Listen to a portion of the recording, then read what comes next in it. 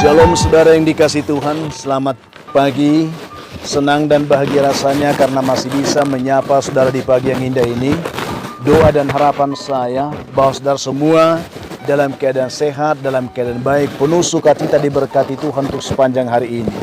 Saudaraku yang dikasihi Tuhan, sebelum kita memulai renungan ini, saya ingin mengajak saudara terlebih dahulu berdoa. Mari kita berdoa saudara. Bapa di surga, terima kasih untuk kebaikan Tuhan yang menolong kami boleh menikmati malam yang indah dan sudah Tuhan hantar kami di hari baru pagi ini. Berkatilah kami sepanjang hari Tuhan. Pimpin kami oleh Roh Kudus-Mu sehingga kami boleh berjalan dalam kemenangan Kristus di sepanjang hari ini. Dalam nama Tuhan Yesus kami berdoa. Amin. Saudaraku yang dikasihi Tuhan, kembali pagi ini saya mengambil lokasi syuting ini di tempat terbuka saudara supaya kita lebih segar menikmati sukacita Tuhan di pagi ini.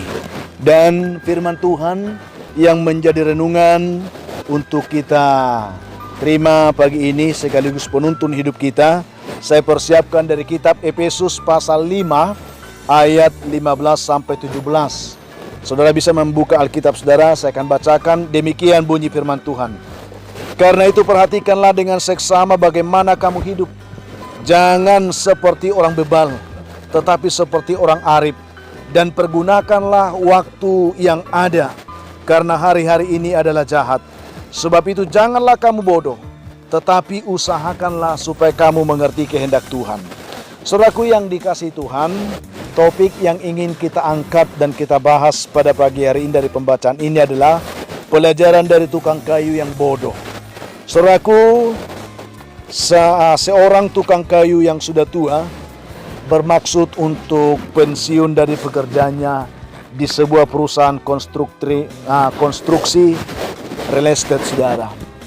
Ia menyampaikan keinginan tersebut kepada pemilik perusahaan tersebut yang adalah majikannya.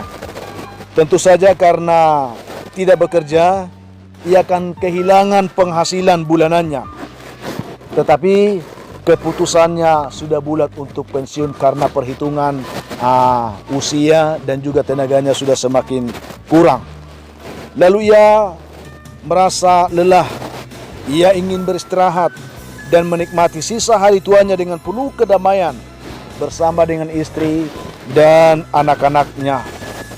Lalu saudaraku yang dikasihi Tuhan, pemilik perusahaan itu merasa sedih karena kehilangan salah satu pekerja terbaiknya di perusahaannya yang sudah lama mengabdi dan memberi kontribusi yang baik kepada perusahaan tersebut. Ia lalu memohon kepada tukang kayu itu untuk membuat sebuah rumah untuk dirinya. Maksudnya pemilik perusahaan, buatlah dulu satu rumah untukku, katanya saudara. Berakhir kasih Tuhan, tukang kayu itu mengangguk setuju permohonan pribadi pemilik perusahaan itu. Dia sanggupi saudara di penghujung masa pensiunnya. Lalu sebenarnya ia merasa terpaksa sebenarnya untuk melakukan itu. Ia ingin segera berhenti bekerja. Hatinya tidak sepenuh hati lagi dicurahkan untuk mengerjakan pekerjaan itu. Sehingga dengan ogah-ogahan ia mengerjakan proyek itu sampai selesai. Ia cuma menggunakan bahan-bahan sekedarnya. Akhirnya selesailah rumah yang diminta oleh pemimpin perusahaan tersebut. Hasilnya bukanlah sebuah rumah baik saudara. Sungguh sayang, ia harus mengakhiri karirnya dengan prestasi yang tidak begitu mengagumkan. Ketika pemilik perusahaan itu datang melihat rumah yang dimintanya itu, lalu ia menyerahkan sebuah kunci rumah pada si tukang kayu tersebut. Lalu berkata, "Ini adalah rumahmu, Pak," katanya. "Hadiah dari kami atas pengorbanan, atas pengabdian Bapak di dalam perusahaan ini selama ini," katanya. Betapa saudara mendengar itu, melihat peristiwa itu, betapa terkejutnya si tukang kayu itu saudara. Sambil betapa malunya dan menyesalnya dia. Karena seandainya ia mengetahui bahwa ia sungguh dia mengetahui hal itu, dia pasti sungguh-sungguh mengerjakan rumah untuk dirinya. Ia tentu akan mengerjakannya dengan cara yang lain sama sekali. Tidak mungkin bermain-main. Kini harus tinggal di sebuah rumah yang tak terlalu bagus. Hasil karyanya sendiri. Seorang tukang profesional akhirnya menempati sebuah rumah yang tidak berkualitas. Kira-kira seperti itu, saudara. Pada akhir perjalanan kita, saudaraku yang dikasihi Tuhan, kita terkejut saat kita melihat apa yang telah kita lakukan dan menemukan diri kita hidup di dalam sebuah rumah yang kita ciptakan sendiri nantinya. Ini menjadi sebuah perenungan bagi kita. Seandainya kita menyadarinya sejak semula, kita akan menjalani hidup ini dengan cara yang jauh berbeda. Renungkan bahwa kita adalah si tukang kayu tersebut. Selama kita menumpang di dunia ini, Tuhan mengizinkan kita sedang membangun sebuah rumah tempat kediaman kita yang kekal di surga. Tetapi saudara, terkadang kita tidak mengerti, tidak memahami maksud dan rencana Tuhan untuk semuanya itu. Sehingga kita terkadang melakukannya, mengerjakannya dengan asal-asalan, dengan tidak bertanggung jawab, dengan ogah-ogahan. Yang pada akhirnya ketika Tuhan memberikan kesempatan kepada kita menikmatinya, kita akan menikmati sebuah rumah yang tidak berkualitas, hasil karya kita sendiri. Renungkanlah saudara, rumah yang sedang kita bangun itu. Setiap hari kita memukul palu, memasang papan, mendirikan dinding dan atap. Mari kita selesaikan saudara rumah kita itu dengan sebaik-baiknya, seolah-olah hanya mengerjakannya sekali saja dalam seumur hidup kita.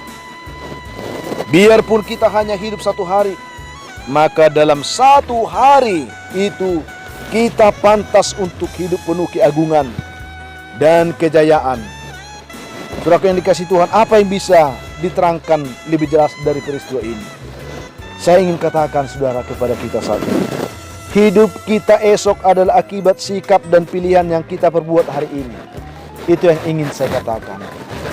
Hidup yang akan kita jalani besok adalah akibat dari sikap dan pilihan yang kita lakukan di hari ini. Karena kita semua harus tahu bahwa pada waktunya hari perhitungan adalah milik Tuhan, bukan milik kita. Karenanya pastikan kita pun akan masuk dalam barisan kemenangan itu. Ketika Tuhan datang, kita akan berkemenangan, diberi mahkota yang kekal, yang terbaik, yang terindah. Firman Tuhan berkata saudara, karena itu perhatikanlah dengan seksama bagaimana kamu hidup. Janganlah seperti orang bebal, tetapi seperti orang arif. Dan pergunakanlah waktu yang ada, karena hari-hari inilah jahat. Sebab itu janganlah kamu bodoh, tetapi usahakanlah supaya kamu mengerti kehendak Tuhan. Demikian firman Tuhan yang kita terima hari ini saudaraku. Kiranya dengan kebenaran ini, kita semua, saudara dan saya, dituntun untuk hidup lebih bijak, menjalani hari-hari yang masih kita jalani saat ini di dunia ini. Menjadi bijak, sehingga kita dapat menikmati bagian berkat yang terindah yang Tuhan siapkan, ya, bagi kita semua, bagi orang-orang yang bijak, bagi orang-orang yang setia melakukan apapun yang disuruh Tuhan kepadanya dengan setia. Saudara yang dikasihi Tuhan, marilah kita memahami kebenaran ini dengan arif. Ketika Tuhan menyampaikan sesuatu kepada kita, tangkap makna penyampaian itu. Ketika firman Tuhan berbicara kepada kita, tangkap makna kebenaran firman yang berbicara kepada kita, sehingga kita mengisi kebenaran itu dengan baik, sebaik-baiknya, yang pada akhirnya kita menerima buah yang layak sebagai bentuk penghargaan Tuhan bagi setiap kita yang setia dan mengasihi Dia. Tuhan akan memberkati kita semuanya, memberkati saudara dengan kebenaran ini saudara. Mari kita renungkan bagaimanakah sikap hidup saudara selama ini.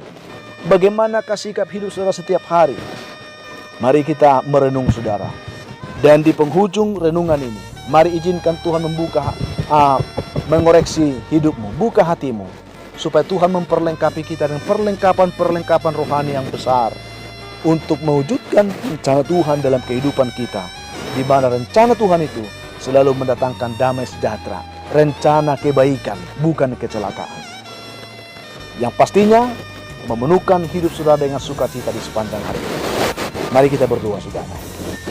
Tuhan Yesus, terima kasih untuk kebenaran firman ini sebagai bentuk perenungan bagi kami. tentang sikap dan cara hidup kami setiap hari, yang terkadang kami kurang memahami kehendak Tuhan, sehingga kami asal-asalan menjalani kehidupan ini, yang pada akhirnya kami akan menerima buah dari perbuatan kami. Berkati umat Tuhan dimanapun mereka berada saat ini. Yang lemah Tuhan kuatkan, yang berlaku bodoh Tuhan sadarkan supaya mereka bijak, yang sakit terlebih hamba terus mau berdoa untuk beberapa anak Tuhan yang mengalami pergumulan sakit penyakit. Tolong mereka Tuhan, supaya mereka boleh memahami kehendak rencanamu, memenuhkan sukacita mereka, pengharapan iman mereka diteguhkan dalam nama Tuhan Yesus. Yang mengalami duka cita, hibur mereka Tuhan, sehingga setiap kami hari ini boleh diyakinkan bersama dengan Tuhan kami lebih daripada pemenang. Berkatilah kami semua hari ini supaya kami boleh berjalan dalam kemenangan Kristus oleh tuntunan Roh Kudus. Dalam nama Yesus kami berdoa. Amin.